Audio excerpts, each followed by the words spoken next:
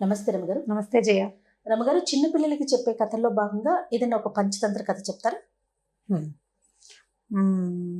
మనం ఒక సామెత కథ చెప్పాం, పిట్టపోరు పిట్టపోరు పిల్లి తీర్చింది. అంటే రెండు పిట్టలు ఒక వస్తువుని తెచ్చుకుంటే పిల్లి దానికి సగం దీని సగం పంచుతూ తినేయడం, సామెత మీద నుంచి కథ. ఇలాంటిది ఒక పంచతంత్ర కథ ఉంది. ఇది మనము తెలుసుకోవచ్చు, పెద్దవాళ్ళకు కూడా ఉపయోగపడుతుంది. అంటే లైఫ్ కి అప్లై చేయాలి జయ. పంచతంత్ర కథల్ని కథగా విని వదిలేయకూడదు, మన జీవితానికి అప్లై ఖచ్చితంగా పంచతంత్రాన్ని జీవితానికి అప్లై చేసుకోవాలి. మనం కొద్దిగా ఆలోచిస్తే ఆ కథ మన జీవితాల్లో ప్రతిబింబిస్తూ ఉంటుంది. అన్ని కథలు అంతే. సో పిల్లలకి చెప్పినప్పుడు ఇది పిల్లల కథగా ఎప్పుడూ పంచతంత్రాన్ని భావించద్దు. పంచతంత్ర చెప్పబడిందే జీవితాల కోసం. ఏదో జంతువులు బొమ్మలు కనపడి, జంతువుల పేర్లు కనపడి, జంతువు కథలాగా అనిపించగానే మనం ఏం చేస్తామంటే ఇది పిల్లలది, ఇది పిల్లలది అని అనుకుంటాం. పిల్లలది కాదు పంచతంత్రం. ఈ 5 తంత్రాలు మన జీవితానికి ఉపయోగపడతాయి. మనం మామూలుగా చూడండి, ఏదైనా ఒక పని చేయాలి, ఒకరితోటి ఒక పని ఉంది, వాడితోటి ఆ పని చేయించుకోవాలంటే సామధాన భేద దండోపాయాలు ఉపయోగించాలని చెప్తారు. సామధాన భేద దండోపాయాలు అంటే ఉపాయాలు 4. ఇప్పుడు నేను మీ దగ్గరకు వచ్చాను, మీతో పని చేయించుకోవాలంటే నేనేం చేయొచ్చు? స్వీట్గా మాట్లాడచ్చు, ఒకటి మాట్లాడి పని చేయొచ్చు. ఒకవేళ నేను మాట్లాడినా మీరెవరో నాకు తెలియదు అన్నట్టుగా అవుతుంది, మీరు మొహం పెట్టుకుంటే నేనేం చేయొచ్చు? మీకు పరిచయం ఉన్న వాళ్ళని ఇంకొకళ్ళని ఎవరి ద్వారా అయినా నేను మిమ్మల్ని అప్రోచ్ అవ్వచ్చు. ఇప్పుడు ఇది 2 ఉపాయాలు అయినాయి చూసారు. ప్లాన్డ్గా చేయటమే కదా.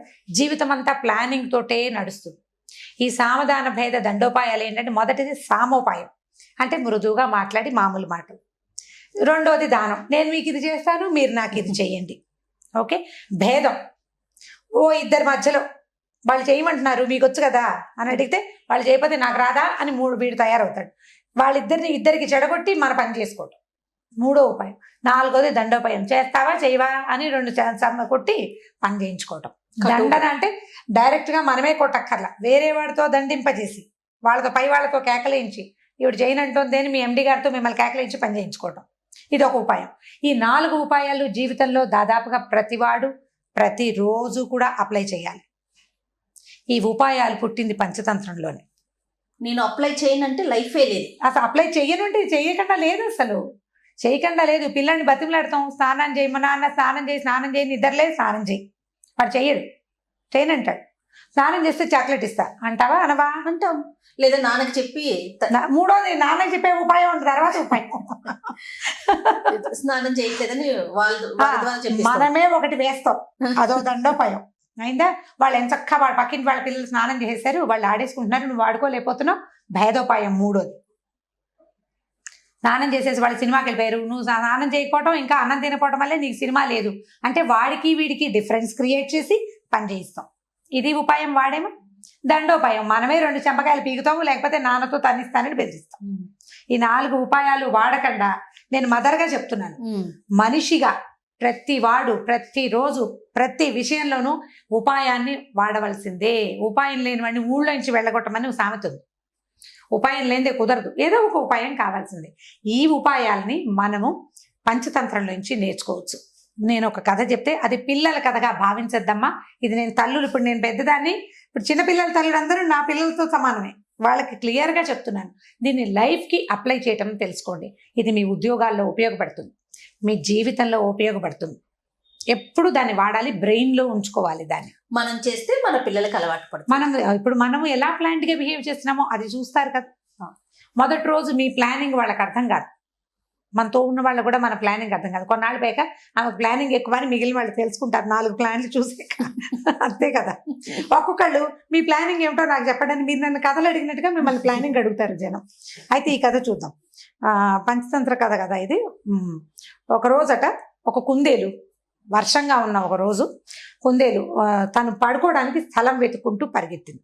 చూస్తూ ఉండగా దానికి ఒక చెట్టు తొర్ర ఖాళీగా కనపడింది. ఆ తొర్రలో ఎవరు లేరు, ఖాళీగా ఉందని ఈ కుందేలు ఏం చేసింది, ఆ తొర్రలోకి దూరి పడుకుంది, నిద్రపోయింది. చీకటి పడేసరికి ఒక పక్షి అక్కడికి వచ్చి ఈ తొర్ర దగ్గర చూసే, తొర్రలో ఆల్రెడీ చెట్టు తొర్రలో కుందేలు. ఇదేం చేసింది, బయట నుంచి పొడిచి ముక్కుతోటి లే అని లేపి, ఈ తొర్ర నాది, నువ్వు వచ్చి పడుకున్నావు ఎందుకు, ఇది నా ప్లేస్, నాకు ఇచ్చేయమంటే కుందేలు ఏమంది, నీ తొర్ర ఏమిటి, అడవిలో ఉన్న తొర్రలు అందరు విను, ఎవరు ముందొస్తే వాళ్ళది, నేను ముందొచ్చా కాబట్టి ఇది నాది.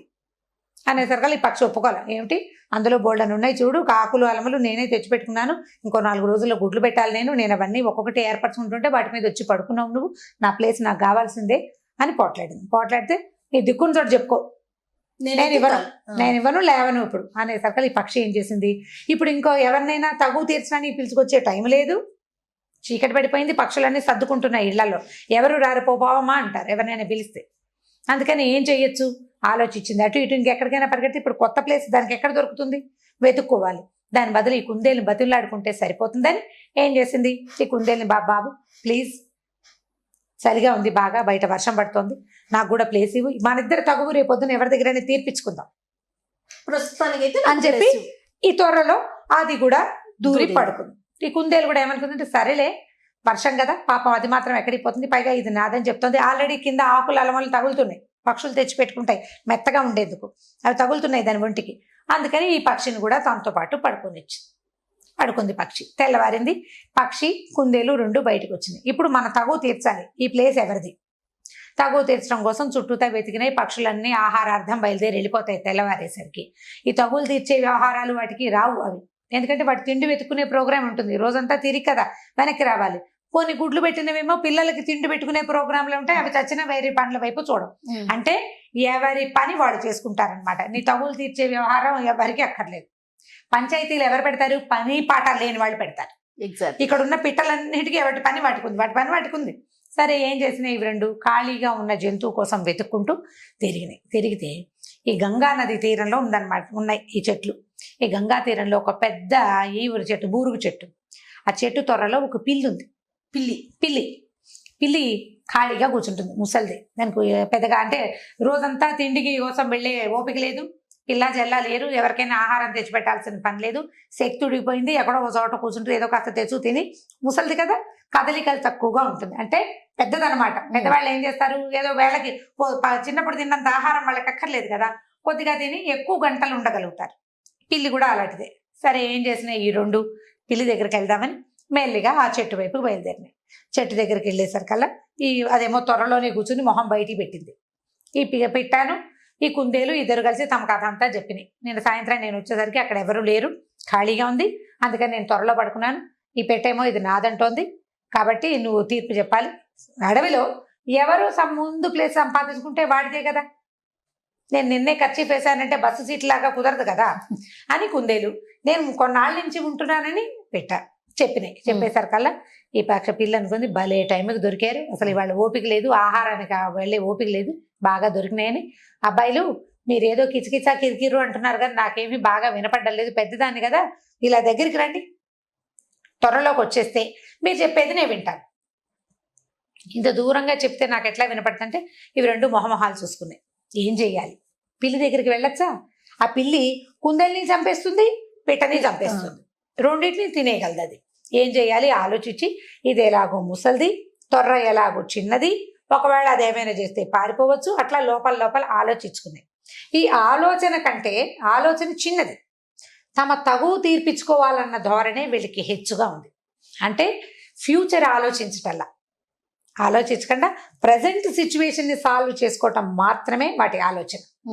అందుకని ఇవి 2 ఏం చేసినాయి, మెల్లిగా అడుగేసుకుంటూ ఆ త్వర దాకా వెళ్ళి, అనుమానంగా ఉంది కొద్దిగా, బాగా కాదు, తగువే ఇంపార్టెంట్, లోపలికి వెళ్ళినాయి. త్వరలోకి వెళ్ళంగానే ఈ పిల్లి ఏం చేసింది, ఒక కాలేమో ఈ పిట్ట మెడ మీద వేసి దగ్గరికి లాగేసుకుంది, చటుక్కును నోరు తెరిచి ఆ కుందేలు మెడ గట్టిగా పట్టుకుని కొరికేసి, కుందేలు మెడవి తెగిపోయి పడిపోయింది. ఈ కాలి కింద పిల్లి గోళ్ళు మహాపదునుగా ఉంటాయి, ఆ పక్షి మెడ పట్టుకునేసరికల్లా మెడ కాస్త విరిగిపోయింది. చక్కగా ఇది తాపిగా ఆ కుందేల్ని పక్షిని చిన్నది కదా అది ముందు తినేసి కుందేల్ని రేపటికి దాచుకొని ప్రశాంతంగా మళ్ళీ 3-4 రోజుల తర్వాత తగు తీర్పించడానికి ఎవరు వస్తారోనని వెయిట్ చేస్తూ కూర్చుంది. ఇప్పుడు కథ చూడండి, ఇవి 2 తమ తాత్కాలికమైన తగాదా కోసం ప్రమాదకరమైన పరిస్థితి వచ్చే చోటకి వెళ్ళినాయి. ఇవి ప్రజెంట్ సిచ్యువేషనే తప్పిస్తే ఫ్యూచర్ ఆలోచన లేదు. దీన్ని పిల్లలకు అప్లై చేద్దాం. ముందు పిల్లలు ఎంతసేపు కొట్లాడుకుంటారు, స్కూల్లో కొట్లాడుకుంటారు, టీచర్ దగ్గరికి వెళ్తారు, 2 పిల్లలు కొట్టుకుని టీచర్ దగ్గరికి వెళ్ళంగానే ఆ టీచర్ ఏదో కేకలేస్తుంది, ఏదో చెప్తుంది, తర్వాత వీడికో నోట్సు వాడికో నోటు రాసేసి ఇంటికి పంపిస్తుంది. పేరెంట్స్ని పిలిపిస్తారు. అదే కాకుండా ఈ పేరెంట్స్ రావడము వీలు కుదిరితే కొంచెం నోరుగల అమ్మలక్కలు అనుకోండి, ఇద్దరు మీ అబ్బాయి చేశాడు అని పొట్టాడుకుని పిల్లలు ఆడుకుంటారు, వీళ్ళు మొహమొహాలు చూసుకోకుండా అవుతారు. ఇదొకటి. అక్కడి నుంచి ఈ టీచర్కి ఎవ్రీ టైం ఏ సిచ్యువేషన్ వచ్చినా వీళ్ళిద్దరు ఎప్పుడు కొట్టుకుంటారనే ఉండిపోతుంది ఇంప్రెషన్. తగాదాలు మనలో మనం తీర్చుకోవాలి.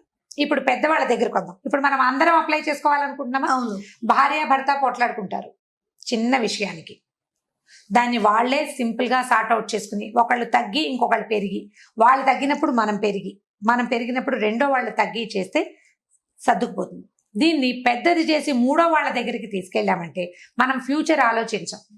అమ్మ నాన్న అయ్యారనుకోండి, పిల్లల భవిష్యత్తు, పిల్లల జీవితం, ఎంత రోడ్డు ఎక్కుతాం మనం, మళ్ళీ కలిసి ఉండాల్సి వస్తుంది. ఎలాగో మీ మీద ఉన్న బ్యాడ్ ఇంప్రెషన్, వీళ్ళు ఎప్పుడూ కొట్టుకుంటారు అన్నమాట అలాగే ఉండిపోతుంది.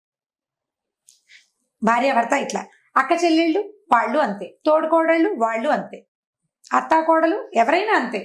మనం తాత్కాలికంగా వచ్చిన తగాదాన్ని ఇప్పుడు ఆఫీసులో కొలీగ్స్ కూడా అంతే. ఇప్పుడు ఒకే త్వరలో కుందేలు పక్షి సర్దుకుని పడుకున్నాయి, అదే సర్దుబాటు కొన్నాళ్ళు చేస్తే సరిపోతుంది.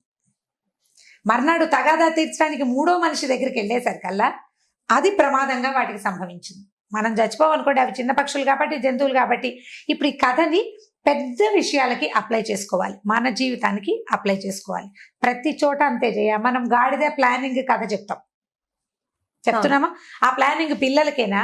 మనకు కాదా? ఖచ్చితంగా మనకు కూడా ప్లానింగ్ కావాలి, మనకి కూడా జాగ్రత్త కావాలి, మనకి కూడా తెలివి కావాలి, పిల్లలకే కాదు. ఇది మొత్తం ప్రతి వ్యక్తికి, మానవులకి అవసరమైన విషయాలు.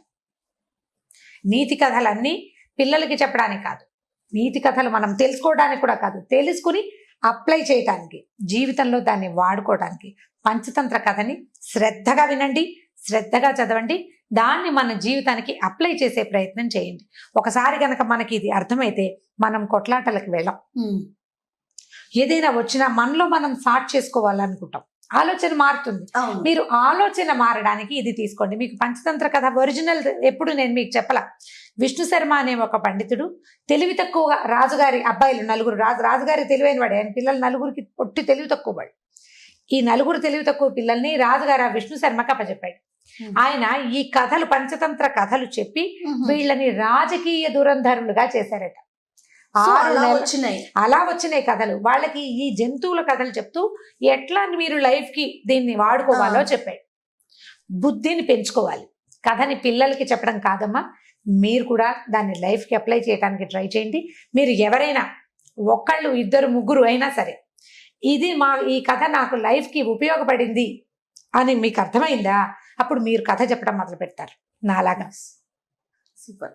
అంతే, దీన్ని అప్లై చేయండి. ఏ నీతి కథనైనా ఇలాగే చేయాలి. మనం పిల్లలకి ఏదో ఒక స్టోరీ కోసం కాకుండా నీతి జీవితానికి ఉపయోగపడే నీతి అంటేనే అది. రమ్మగారు, పంచతంత్ర కథలో భాగంగా ఈరోజు ఒక స్టోరీ చెప్పండి. అంటే మనం పంచతంత్ర నీతి కథలు అని చెప్పాం కదా. అవునండి. సో ఈ నీతి కథలు చెప్తాం. మనకి తెలుగులో పద్యాలు ఉన్నాయి. సుమతి శతకం, వేమన శతకం పద్యాలు ఉన్నాయి. కొంతమంది అడుగుతుంటారు, శతపద్యాలు చెప్తారా మీరు, ఇందులో చెప్పండి అని. ఇందులో చెప్పడం అయితే సాధ్యపడే వ్యవహారం కాదు. 1-2 సార్లు ట్రై చేసాం, అదేమంత బాగా వర్కౌట్ అయినట్టు అనిపించలేదు. పద్యాలు చదువుకోవాలి ఎవరైనా సరే. తెలుగు ఒక పద్యం చెప్తాను చూడండి, ఆ పద్యానికి రిలేటెడ్ కథ చెప్తాను. బలవంతుడ నాకేమని పలువురతో నిగ్రహించి పలుకుట మేలా, బలవంతమైన సర్పము చలిచీమల చేత చిక్కి చావదే సుమతి. అంటే నాకేమిటి అని గనక ఇదిగా ఉంటే నువ్వు దొరికిపోతావు ఎప్పుడో ఒకప్పుడు. ఎందుకంటే ఎంత బలవంతమైన సర్పమైనా చీమలకి దొరికిపోతుంది. ఒక చీమ కొడితే దానికి ఏమవ్వదు, అన్ని చీమలు కలిసి మీద పడి కొడితే మనకి దేశంలో తిరుగుబాట్లు అవన్నీ కూడా ఇలాగే జరిగినాయి. ఒకడు పోట్లాడతాడు, వాడి వల్ల ఏం కాదు. ఆ పోట్లాట 100 మందికి ఇదైంది అనుకోండి, 100 మందిలోకి స్ప్రెడ్ అయింది అనుకోండి, 100 మంది కలిసి ఒక బలవంతుడి మీద పడితే వాడి తలకు కలిసింది. కాబట్టి నాకేమిటి అని అనుకోకూడదు ఎవడైనాను.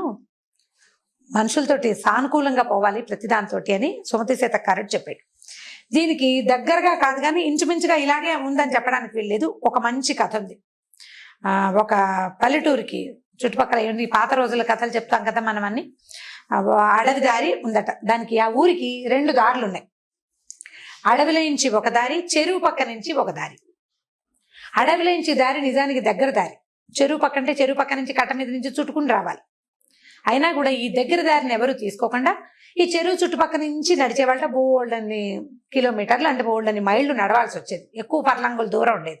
ఇది తక్కువ, కానీ వచ్చేవాళ్ళు కాదు. ఎందుకు వచ్చేవాళ్ళు కాదంటే మధ్యలో ఒక పెద్ద పుట్ట ఉందట. ఆ పుట్టలో పెద్ద పాము, చాలా పెద్దది. అసలు అది నోరు తెరిస్తే అంటే అది పడగ తెరిస్తే ఇంత పెద్దది, 5-6 చేతులు కలిస్తే ఎంత ఉంటుందో అంత పెద్ద పడగతోటి ఆ పాము బుసలు కొడుతూ కనపడ్డ వాళ్ళ వెంబడబడి హడలు కొట్టేసేది. హడలు కొట్టేసి ఇక ఏం చేస్తారు జనం, దాంతో ఈ దగ్గర దారిని కూడా వదిలిపెట్టేసి ఇప్పుడు పక్క ఊరు నుంచి ఈ ఊరు రావాలంటే అడవుల నుంచి వస్తే 10 నిమిషాల్లో వచ్చేస్తారు. అలా కాకుండా ఇంకో పక్క నుంచి చెరువు పక్క నుంచి అయితే ఆ 30 గంట పడుతుంది. ఈ 5-10 నిమిషాల దూరాన్ని వదిలిపెట్టేసి ఆ 30 గంట దూరాన్నే తిరిగేవాళ్ళు. అయితే ఒకనాడు ఒక మునీశ్వరుడు ఈ దారిలో నుంచి వస్తున్నాడు, అడవి దారిలో నుంచి. అవతల ఊరు నుంచి ఆ పక్కన ఏదో అడవి ఉంది, అందులో నుంచి ఆ ఊరు దాటారు. అక్కడి నుంచి ఈ ఊరు రావడానికి ఈ అడవి దారిలో వస్తుంటే ఈ పాము బుసలు కొడుతూ ఆయన వెంట పడేసరికల్లా ఆయన కేకలేసాడు ఆ పామును.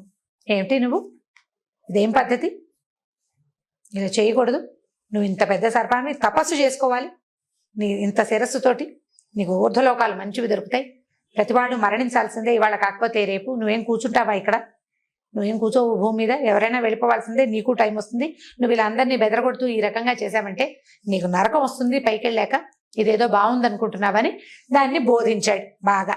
ఆ సర్పానికి బోధించి ఇట్లా మనుషుల్ని కాటేయటము, వాళ్ళని బెదిరించటము, అంటే ఇలా కాటేయటము, మనుషుల్ని హింసించడం మంచి పద్ధతి కాదని, ఆ టైంని సాత్విక ప్రవృత్తితోటి గనక నువ్వు పొందించావంటే రేపొద్దున ఊర్ధ్వగతులు బాగుంటాయని బాగా బోధించాడు. ఆ సర్పం ఇంత పెద్ద మహానుభావుడు ఋషీశ్వరుడు చెప్తున్నాడని సరేనని ఒప్పుకుంది. అయిందా, సరే ఇలా కొంతకాలం గడిచింది. ఈ ఋషీశ్వరుడు కొన్నాళ్ల తర్వాత ఒక 6 నెలలకు అనుకో, ఏడాదికో, 6 నెలలకు అనుకుందాం, మళ్ళీ అదే దారిలోంచి తిరిగి వచ్చేస్తే ఆయన వచ్చే టైంకి ఈ సర్పం బక్కచిక్కిపోయి ఒంటి నిండా దెబ్బలు, గాయాలతోటి, రాళ్ల దెబ్బలు తగిలి స్వస్తినో దేవుడా అన్నట్టుగా కనపడింది ఆయన. ఆయన తెల్లబోయి, ఇదేమిటి ఇలా అయిపోయావు, మొన్న వచ్చినప్పుడు అంత శుభ్రంగా ఉన్నావు, అంత బారు, అంత బలంగా ఉన్నావు, ఇంత పడగా అంత ఇదిగా ఉన్నవాడివి, ఇలా అయిపోయావేమిటో నువ్వు అని అడిగాడు. అయ్యా మీరు చెప్పారు కదండి మనుషుల్ని హింసించాలని, సాత్వికంగా ఉండమని, నేను సాత్వికంగా ఉన్నాను. ఉండేసరికల్లా ఈ ఊరి జనం అంతా తెలుసుకున్నారు ఈ పాము ఎవరి వెంట పట్టలేదని, ఎవరిని చూసి బుసలు కొట్టట్లేదని, ఎవరిని కాటేయటానికి ప్రయత్నం చేయటం లేదని తెలుసుకుని వాళ్ళకి అలుసైపోయింది పాము. అలసైపోయి ఈ గొడ్లకాడ బుడ్డాళ్ళు ఉంటారు, ఆవుల్ని గేదెలు తోలుకొచ్చే వాళ్ళు, మేకలను కాసుకునే వాళ్ళు, వాళ్ళంతా తలా ఒక రాయి విసిరేసి ఒకటి తోక పట్టుకుని గిరగిర తిప్పి పారేసి దాన్ని ఊళ్ళో జనం కూడా ఊరి జనం కూడా అటువైపు వచ్చినప్పుడల్లా ఏది పాము వస్తుందో రావట్లేదో చూసి దాన్ని ఆట పట్టించి, ఇప్పుడు మీరేమో సాత్వికంగా ఉండమన్నారు, సాత్వికంగా ఉండేసరికి ఇలా చేశారండి అంటే మునీశ్వరుడు అన్నట్టు, ఓ నీ తెలివి తెల్లారా, నేను కాటేయద్దన్నాను కానీ బుసలు కొట్టద్దన్నాను, నేను బుస కొట్టాలి, నువ్వు కాటేయద్దు, కాట అందుకుని సంపద్దు జనాల్ని హింసించద్దని చెప్పాను కానీ నీ సహజ గుణమైన బుస కొట్టడానికి కూడా నువ్వు మానేస్తే ఇప్పుడు ఏమైంది చూడు నీ పరిస్థితి ఏమొచ్చిందో. కాబట్టి ఇలా తెలివి తక్కువగా చేయకూడదు. సాత్విక ప్రవృత్తి అంటే అనవసరంగా అన్నెసెసరీగా ఎవరి జోలికి వెళ్ళొద్దని, అంతేగాని నీ సహజ ప్రవృత్తిని దాచుకోమని కాదు. బుస్సలు కొడితే వాళ్ళే పోయేవాళ్ళు, నువ్వు కాట అందుకుంటావో అందుకోవో వాటికేం తెలుసు, వాళ్ళకి తెలీదు. నువ్వు బుస్సు అంటే ఇంత పెద్ద పడగా తెరిచేసరికి భయం వేసి చచ్చిపోతారు ముందు, అవతల పారిపోయేవాళ్ళు. నువ్వు బుస కూడా కొట్టకుండా ఈ తల దించుకుని ఉండేసరికి రాళ్ళేసి కొట్టారు. కాబట్టి బుసలు కొట్టు అని ధర్మం చెప్పి వెళ్ళిపోయాడు. ఇప్పుడు చూడండి, సాత్వికంగా ఉన్ననాళ్ళు మనుషులకి అలుసుగా కనపడతాం మనం. మెతకగా ఉండే ప్రవృత్తిని దాచిపెట్టుకోవాలి. మీ ప్రవృత్తి అదే, మీరు ప్రతిక్రియలు చెయ్యరు ఎవరికి అయినా కూడా గంభీరంగా ఉండాలి మనుషులు. మెతకతనాన్ని బయట పెట్టుకుంటే పిల్లలకు కూడా అలసైపోతారు. జయ కొట్టేస్తా అని కొట్టరు తల్లులు, చిత కొట్టేస్తానంటారు. ఓ చమకాయ కొడితే ఓసారి వాళ్ళకి తెలుస్తుంది పిల్లలకి, కొట్టేస్తాను, చంపేస్తాను, చిత కొట్టేస్తాను, నాలుగు కోసేస్తాను, ముక్కు కోసేస్తా, ఇలా ఎన్ని తిట్లు తిడతామో పిల్లల్ని. డొక్క చించేస్తాను, నా రెగ్యులర్ డైలాగ్ అది. ఏమంటా నేను కూడా ఏం కొట్టలేను, ఎప్పుడో కొట్టినప్పుడు కొడతాము, ఎప్పుడో అది కొడతాను అని అన్నామా కొట్టి తీరాలి ఒక దెబ్బ. కనీసం 10 సార్లు బెదిరించి ఓసారి అయినా కొడితే పిల్లలు చూస్తే వాళ్ళిద్దరిని తిట్టుకుంటారు. అదే ఎవరైనా కానీ, ఇప్పుడు మా వాడైతే నువ్వు చేసే పని చెప్తున్నామని చెప్తాడు నాకు. నేను అలాగే ఒక 5-6 సార్లు బెదిరిస్తాను, ఎప్పుడో ఒకరోజు చేతిలో ఉన్నది విసిరేస్తాను. కొట్టడమే, చేతిలో ఉన్నది విసిరేయటమే. నేను నీకు ఇవ్వను అన్నానా ఇక నువ్వు ఏం చేసినా నేను చచ్చినా ఇవ్వను. ఇక పాకెట్ మనీ కట్టంటే కట్టే, ఇక నువ్వు అడుగు. పెద్దమ్మ వచ్చినప్పుడు, మామయ్య వచ్చినప్పుడు, మామ నా పాకెట్ మనీ ఇవ్వట్లేదని దొంగ మాటలు వాళ్ళ దగ్గర చెప్పినా సరే, మీరు చావు మీరు చెప్పినా సరే నేను ఇవ్వను వీడింతే. ఆ మొండితనం మనుషుల దగ్గర ఉండాలి, పిల్లలకి తెలియాలి. ఈ కథ చెప్తోంది అందుకే. పిల్లలకు కూడా చెప్పచ్చు. స్కూళ్ళల్లో ఏం చేస్తారంటే ఈ వీళ్ళ చాతకానితనాన్ని, మెతకతనాన్ని ప్రదర్శించకూడదు, కామ్గా ఉండాలి. ఉండేసరికల్లా బెదురుతారు, నాకు రాదు, నాకు భయం అన్నమాట చెప్పావా అవతల వల్ల కలిసిపోతాం. అందుకని మనం కూడా మెతకతనాన్ని దాచుకోవాలి, దాన్ని చూపించకూడదు. చాలా మంది దిగి నోటితో వాచా శూరత్వం ఉంటుంది, వాక్ శూరత్వం అంటారు. వాచా శూరత్వం అంటే మాటలే, కొట్టేస్తాం, చంపేస్తాం, పొడి చేస్తాం, అదేదో చేస్తాం. తీరా క్రియేట్ చేసరికి ఏమీ చెయ్యం, మనం ఏమి చేయం. పోనీ మీరు దెబ్బలు కొట్టలేరు అనుకోండి, పిల్లల్ని కొట్టమని చెప్తున్నారు, రమ్మగారు బాగులేదు అనుకోవద్దు, పిల్లల్ని కొట్టద్దు, కట్ చేసేయండి. కొన్ని ఏం కట్ చేయాలి, సోషల్ బాయ్ కట్ చేయడం. వాడు అరిచి గీ పెట్టినా వాడితో మాట్లాడద్దు. 10 అడుగుతారు, 10 ప్రశ్నలకు కూడా సమాధానం చెప్పద్దు. నేను నీతో మాట్లాడను ఒక పూట, కొన్ని గంటలు, ఎక్కువ కాదు. నేను మళ్ళీ బిగించి కైకేయిలాగా చేయకూడదు, అంత కాదు, కొద్దిగా మాటలు మానేయటం. తర్వాత పాకెట్ మనీ కట్ చేయటం.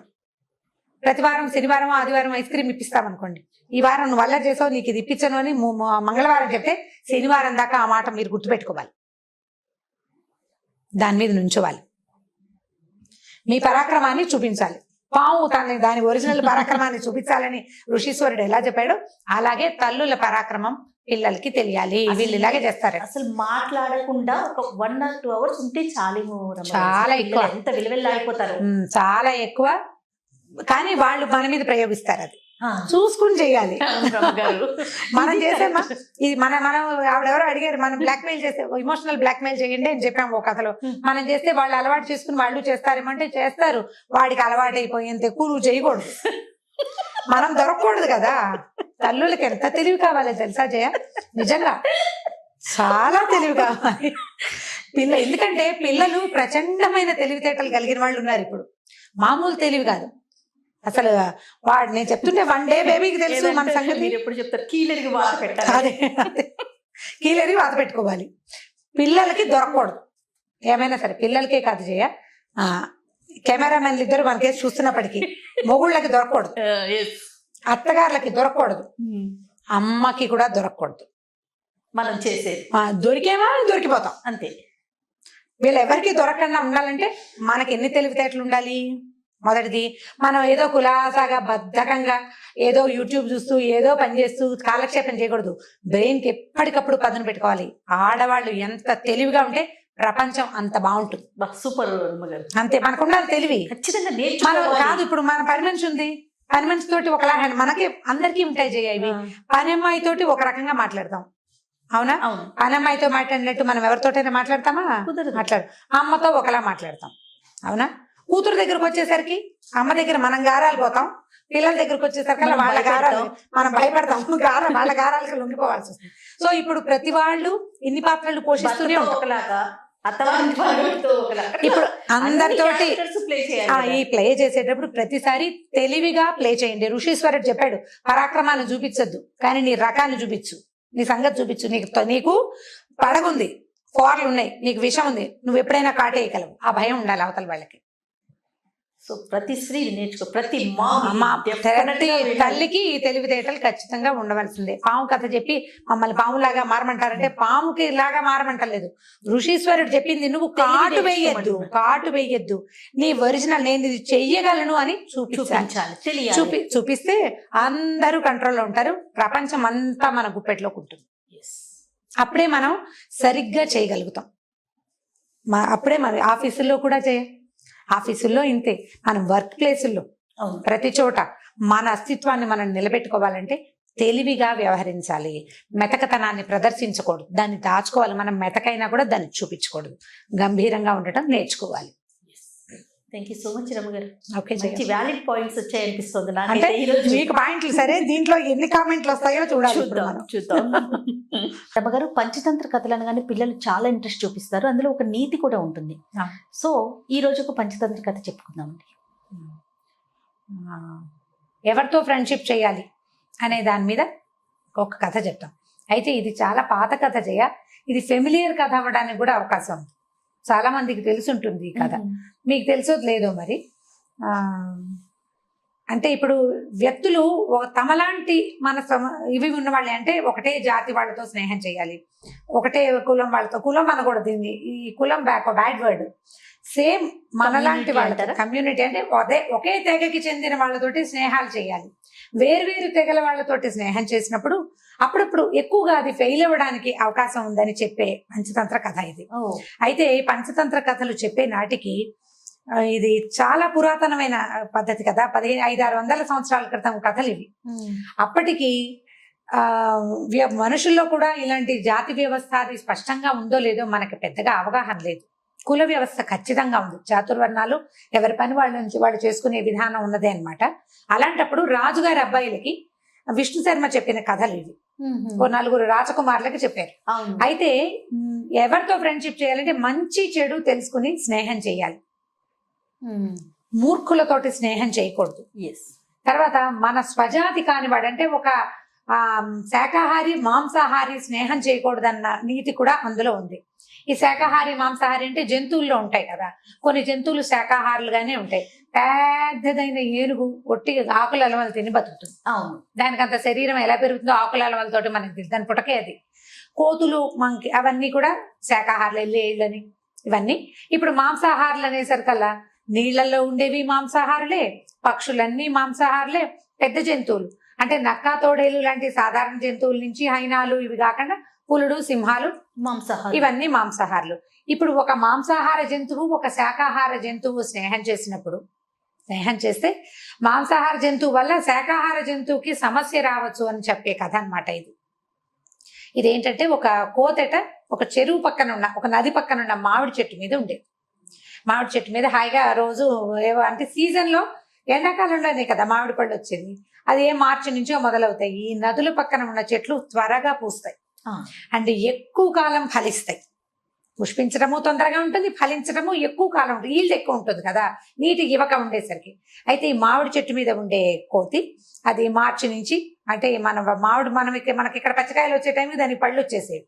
ఆ పళ్ళు తింటూ ఉండేది మార్చి నుంచి, అట్లా ఎండాకాలం వెళ్ళేదాకా మళ్ళీ ఇంచుమించు ఆషాఢం శ్రావణం వచ్చేదాకా మామిడి పళ్ళు తినేది.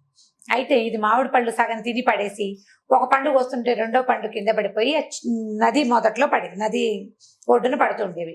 ఆ నదిలో ఒక మొసలి ఉండేదట. ఆ మొసలి ఈ పడిన మామిడి పండును తిని చూసింది, ఎంతో బాగుంది. సహజంగా మొసలి మాంసాహారి, శాకాహారం కూడా తినేదేమో. ఇప్పుడు శాకాహారి కాదండి మొసలి, అసలు పళ్ళు తిందు, మీరు పిచ్చి కథలు చెప్తున్నారని నన్ను అడగకూడదు, ఎందుకంటే కథ ఇలాగే చెప్పాడు ఆయన. ఇది మీరు మేము అనుకుని చెప్పే కథ కాదు కదా ఇది. అంటే ఒక నీతిని మనకి ఇంజెక్ట్ చేయటం కోసం చెప్పబడిన కథ కదా. ఈ మొసలి ఇక మామిడి పళ్ళు తింటుంటే చాలా బాగున్నాయని కోతికి చెప్పింది. కోతి ఏం చేసింది, అప్పటి నుంచి కొంచెం స్నేహం చేసుకున్నాయి అనమాట రెండు. ఈ రకరకాల పళ్ళు తను కోసుకుని తింటున్నప్పుడల్లా ఓ పండు కిందకి పడేస్తుండేది, అడవిలోకి వెళ్ళి జామ పళ్ళు తెచ్చు తినేది, ఓ 2 జామ పళ్ళు మొసలికి కూడా తెచ్చిచ్చేది. ఇలా తీయటి పళ్ళు తింటూ ఉండేది మొసలి. అయితే ఇలా రోజులు గడుస్తూ ఉండగా ఒకసారి చాలా పళ్ళు, పెద్ద గాలి బాణ వచ్చి పళ్ళు ఎక్కువ రాలిపోయింది. కోతి మొసలి తినగలనని తిన్నాయి. కోతి అంటే ఒక కోతే ఉండదుగా, చుట్టుపక్కల బోళ్ళని కోతులు ఉండుంటాయి, అవి ఇవి అన్ని తినేగా కూడా కొన్ని పళ్ళు ఉండిపోతే ఈ మొసలి ఏం చేసింది, ఈ పళ్ళని తన భార్యకి తీసుకెళ్ళిందట. దేనికైనా మగదానికి ఆడది ఉండాల్సిందే కదా, తన ఆడ జంతువుకి పట్టుకెళ్ళింది మొసలి కోసం. పట్టుకెళ్తే ఆ మొసలి ఆడ మొసలి తిని చూసింది, ఎంతో బాగుంది, ఎంత బాగుందో అంటే అప్పటి నుంచి ఇది కోతి నా ఫ్రెండ్, మేమిద్దరం కబుర్లు చెప్పుకుంటున్నాము, అక్కడ చెరువు ఒడ్డున మాట్లాడుకుంటున్నాం, ఈ నది ఒడ్డున అని చెప్పేది. అక్కడి నుంచి ఈ ఆహారం పంచుకుని తినడం వల్ల స్నేహం ఏర్పడుతుంది.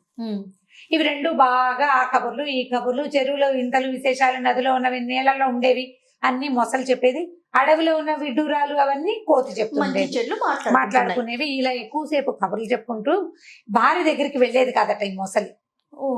వైఫ్ తో స్పెండ్ చేసే టైం తక్కువ, ఫ్రెండ్ తో స్పెండ్ చేసే టైం ఎక్కువ. ఇలా అయ్యేసరికి అలా ఆడ మొసలికి కోపం వచ్చింది. ఎంతసేపు వెళ్ళి ఆ నది ఒడ్డున అక్కడ కూర్చొని ఉంటాయి.